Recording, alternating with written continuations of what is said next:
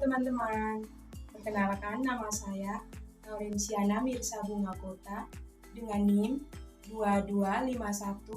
2251000021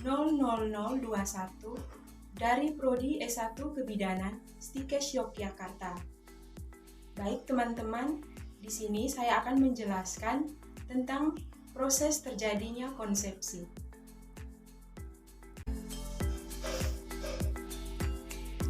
Proses fertilisasi atau pembuahan. Bagaimanakah proses pembuahan itu bisa terjadi pada tubuh manusia? Saat ini kita akan membahasnya.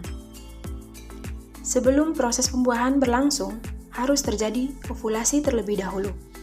Ovulasi yaitu keluarnya sel telur dari ovarium atau yang dikenal dengan indung telur, yang normalnya terjadi setiap bulan. Di dalam ovarium wanita ada banyak sel telur, namun dalam setiap bulannya ada satu sel telur yang berada dalam sebuah kantung yang dikenal dengan funikel, yang dipersiapkan untuk menjadi matang. Setelah matang, sel telur akan keluar dari funikel sehingga terjadinya ovulasi.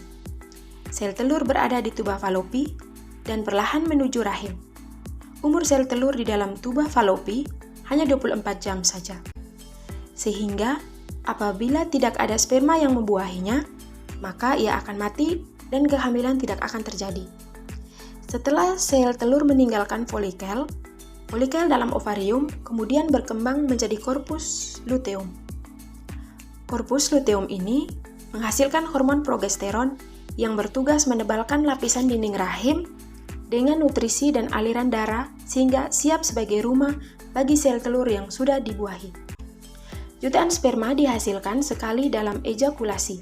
Sesaat setelah sel sperma masuk pada mulut rahim, sel sperma bergerak menuju rahim untuk mencari sel telur yang matang dan siap untuk dibuahi. Dari jutaan sperma yang dipancarkan, hanya beberapa yang bertahan hidup mencapai indung telur dan hanya satu yang dapat mencapai dan hidup dalam indung telur.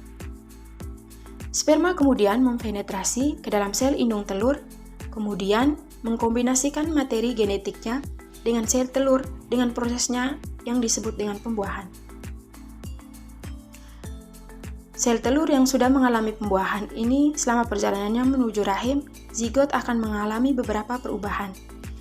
Di dalam rahim, zigot akan menempel pada dinding rahim dan disinilah zigot akan berkembang menjadi embrio dan akhirnya menjadi janin.